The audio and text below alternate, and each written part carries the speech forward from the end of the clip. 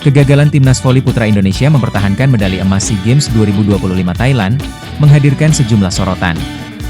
Satu di antaranya seruan pemecatan pelatih, timnas voli putra Indonesia harus puas meraih keping medali perak setelah menelan kekalahan atas Thailand pada final yang berlangsung di Bangkok, Jumat 19 Desember malam waktu Indonesia Barat, Rifan Nurmulki dan kawan-kawan harus menerima kenyataan bertekuk lutut di hadapan tuan rumah lewat skor 20-25, 25-16, 23-25, 25-23, dan 12-15. Kekalahan ini membuat rentetan 3 medali emas yang diraih Indonesia pada SEA Games terakhir, resmi terhenti.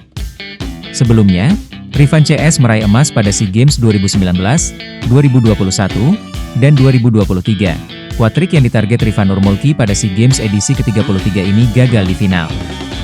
Sebaliknya bagi Thailand, ini menjadi emas pertama dalam penantian 8 tahun. Terakhir kali Thailand meraih medali emas pada ajang SEA Games adalah tahun 2017, alias 8 tahun silam. Kini status Raja Voli ASEAN Indonesia resmi berakhir.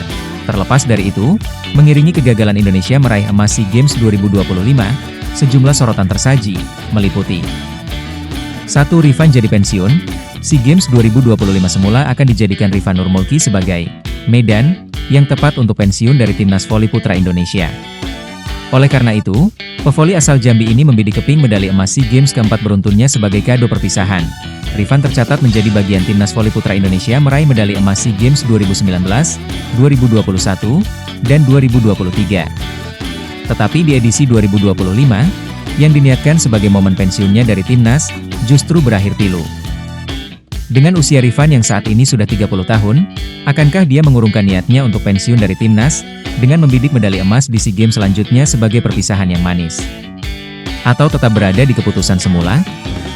Sebab dalam sudut pandang Rifan, dia pernah mengatakan bahwa timnas voli putra Indonesia saat ini sudah saatnya melakukan regenerasi. 2. Persiapan matang. Jika dilakukan perbandingan dengan sektor putri, timnas voli putra Indonesia memiliki persiapan yang jauh lebih matang untuk berangkat ke SEA Games 2025 Thailand. Bagaimana tidak, jika Megawati Hangestri dan kawan-kawan hanya menggelar TC di Medan, Sumatera Utara, sektor putra justru melakukan persiapan lebih mantap dengan menggelar serangkaian uji coba di Cina. Kurang lebih Rifan Nurmulki CS berada di negeri tirai bambu selama 3 minggu. Meski hasil bukan berupa medali emas pada SEA Games edisi ke-33, timnas voli putra Indonesia jelas sangat pantas untuk diapresiasi dalam perjuangannya di Thailand. 3. Perubahan skuad. Sorotan yang tak kalah mencengangkan memang datang dari perubahan daftar skuad yang di bawah pelatih Jeff Jiangjie untuk SEA Games kali ini. Pelatih asal Cina itu secara berani mencoret Dio Zulfikri, yang secara pengalaman tidak perlu disangsikan. Mentalitasnya mengatasi tekanan sangat dibutuhkan seperti laga penuh emosi melawan Thailand, tanpa mengecilkan keberadaan Rifan Nurmulki, Jasen Nathanael Kilanta dan Alvin Daniel, 2 setter muda yang dinilai masih terlalu hijau untuk laga-laga krusial seperti final SEA Games 2025. Pencoretan kedua yang membuat volimania Indonesia mengernyitkan dahi adalah tidak dimasukkannya Farhan Halm. Juru taktik asal Cina ini berperan besar dalam perubahan skuad, dengan mencoret Dio dan Farhan, yang bermuara pada melayangnya medali emas, yang sempat dijaga Indonesia dalam 3 SEA Games terakhir.